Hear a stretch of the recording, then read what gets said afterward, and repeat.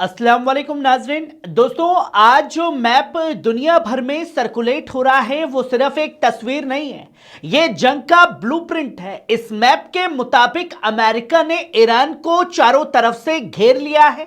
Fighter jets, aircraft carrier, tanker plane, अवैक्स, हर तरफ फौजी फौज तैनात कर दी है।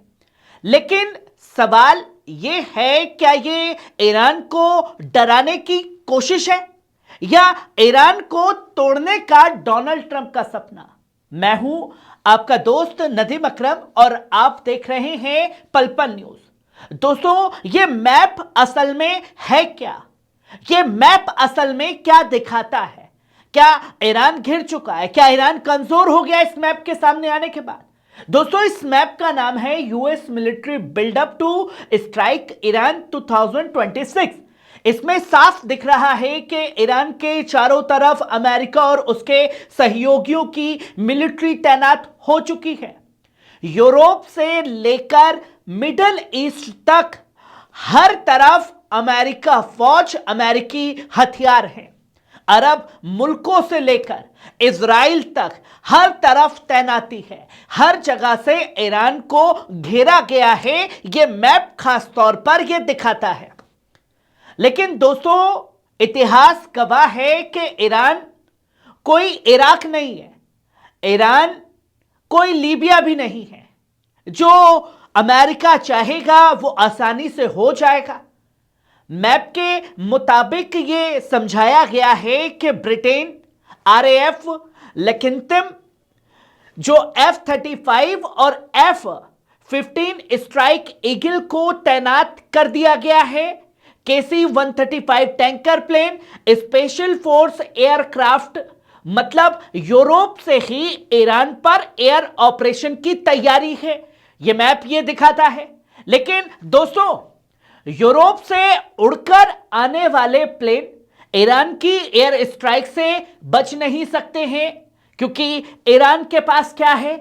ईरान के पास है S-300 और इतना बड़ा रिस्क यूरोप देश नहीं लेगा। लोकल एयर डिफेंस सिस्टम को तैनात कर रखा है। मिसाइल नेटवर्क जो है ईरान ने तैयार कर रखा है, यानी यह रास्ता यूरोप के लिए आसान नहीं होने वाला है। दूसरी तैयारी जो है इटली और ग्रीस से है। एक बड़ी निगरानी की गई है, जहां सिंगोलिया एयरबेस है इटली में। नाटो का ओवेक्स E-3 सैनिटरी पूरी तरीके से तैनात है। चाइना एयरपोर्ट क्रेट तैयार है। KC-130 टैंकर यहां पर तैनात कर दिए गए हैं। मतलब ईरान की हर मूवमेंट पर नजर रखने की कोशिश की जा रही है। लेकिन दोस्तों, ईरान ने पहले ही कहा है, अगर आंख से आंख मिलाओगे तो अंधे होकर जाओगे, जो कि यह सक्सेसफुल नहीं है। अब देखिए, जॉर्डन में सीधा फ्रंट लाइन बेस बना है। जहां मुफ्तका एयरबेस जॉर्डन में है, वहां इस वक्त F-15E स्ट्राइकल ईगल 37 जहाज तैनात कर दिए हैं। A-10 24 जहाज तैनात कर दिए हैं। दोस्तों, A-10 वो प्लेन है जो जमीन पर तबाही मचाने के लिए इस्तेमाल होता है। पहले इसकी संख्या 2 थी, अब 10 कर दिए। मतलब अमेरिका यह सोच रहा है कि अगर हमला हुआ तो जमीन पर भी कार्रवाई होगी। लेकिन ईरान की जमीन कोई आसान जमीन नहीं है। पहाड़ हैं, सुरंगें हैं, अंडरग्राउंड बेस है। और साथ ही साथ जॉर्डन नहीं बल्कि कतर में भी अपनी मिलिट्री और हथियार बढ़ाए हैं, जहां तैनात कर दिया है F-15 strike eagle. Eurofighter typhoon Britain का वो तैनात हो चुका है। C-17 कार्गो जहाज तैनात हो चुका है। KC-135 टैंकर को वहां तैनात किया गया है। यह अमेरिका का सबसे बड़ा एयरबेस है। लेकिन दोस्तों, ये टैंकर क्यों तैनात किए जा रहे हैं? वो टैंकर इसलिए तैनात किए जा रहे हैं कि अगर मिसाइलें या ड्रोन कुछ भी ईरान का आता है तो वो टैंकर से उसे मार गिराए। वहीं सऊदी अरब में भी अवेक्स और टैंकरों की संख्या बढ़ा दी है। प्रिंस सुल्तान एयरबेस में इस वक्त E-3A सैनिटरी अवेक्स तैनात है। KC-760 टैंकर तैनात हैं। KC-130 हरक्यूलेस को बढ़ाया गया है। मतलब अमेरिका हवा में आंख बनाकर पूरी तरह से बैठा हुआ है। लेकिन ईरान का जवाब होगा मिसाइलें, ड्रोन और साइबर अटैक करना। और सिर्फ जॉर्डन, कतर, सऊदी नहीं, यूएई में भी ड्रोन और फाइटर जेट उतार दिए। अलदारफा एयरबेस पर इस वक्त MQ-4C टिल्टन यूएवी को तैनात किया गया है। मिराज 200 यानी उसे तैनात कर दिया गया है। F-16EF फैक्लोन को तैनात कर दिया गया है। दोस्तों, ये बेस खाड़ी के बिल्कुल पास हैं, यानी अगर जंग हुई तो सबसे पहले यही बेस जलेंगे, जो तस्वीर दुनिया के सामने होगी। इजराइल सबसे खतरनाक रोल में है, जो कि मैप में यह दिखाया गया है। दोस्तों, इजराइल के पास इस वक्त तैनात है जो हथियार बढ़ा है, A-35 अदीर, जो पहले नहीं था अब दिया गया। F-16 फाइटर जेट को लेकर के हर जगह बमबारी गजा, लेबनान, सीरिया, यमन पर करता रहता है।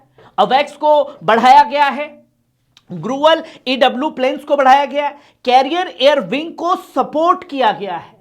यानी कि इजराइल को अमेरिका का फ्रंटलाइन पार्टनर बनाया गया है।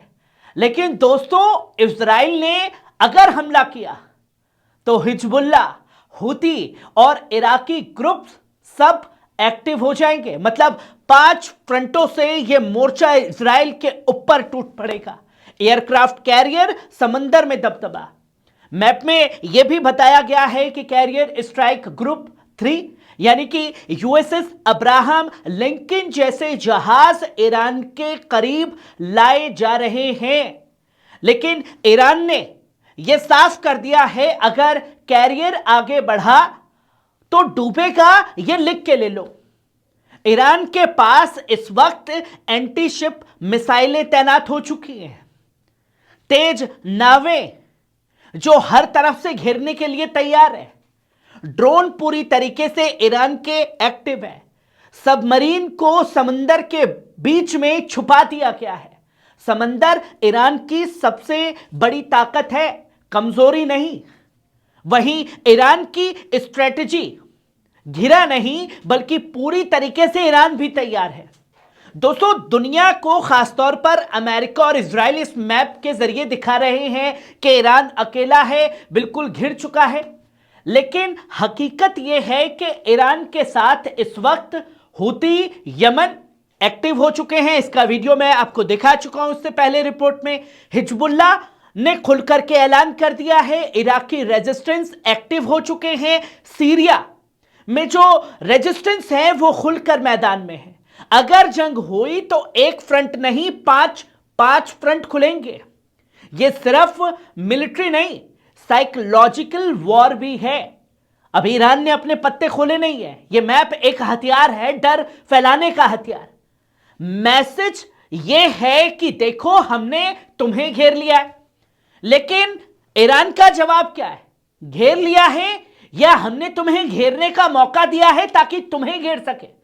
तेहरान की दीवारों पर लिखा है, अगर तुम हवा बोगे तो तूफान काटोगे। यह मैसेज अपने आप में बड़ा है, जो जनता को समझनी चाहिए। दोस्तों, यह मैप यह नहीं बताता कि अमेरिका जीत जाएगा। यह बताता है कि अमेरिका जो सुपर पावर है, बड़ी ताकत है, बड़े हथियार है, वो कितना डरा हुआ है। इतनी फौज क्यों लाई? क्योंकि ईरान तो छोटा दुश्मन है ना, ईरान के हथियारों से तो कुछ होता नहीं।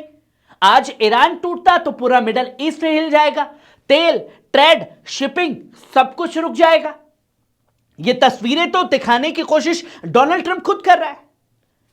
दोस्तों, आज हमने आपको इस मैप की हर लाइन समझाई है, कहां क्या तैनात है, कहां किसको बढ़ाया गया, कहां किसको घटाया गया, कहां कितने जहाज हैं, कहां कितने फाइटर जेट उतारे गए हैं, कौन सा बेस किस तरीके से एक्टिव है, कौन सा हथियार जो है वो तैनात कर दिया गया है। और यह भी समझाया कि यह घेराबंदी ईरान को कमजोर नहीं बल्कि जंग को बड़ा बना देगी, कि ईरान कितनी बड़ी ताकत है कि सुपर पावर को झुंड में आना पड़ रहा है। सवाल सिर्फ एक है, क्या दुनिया एक और तबाही की तरफ जा रही है या अकल जीत जाएगी? मैं हूं आपका दोस्त नदीम अकरम और आप देख रहे थे पल पल न्यूज, आपकी खबर आपका भरोसा। शुक्रिया।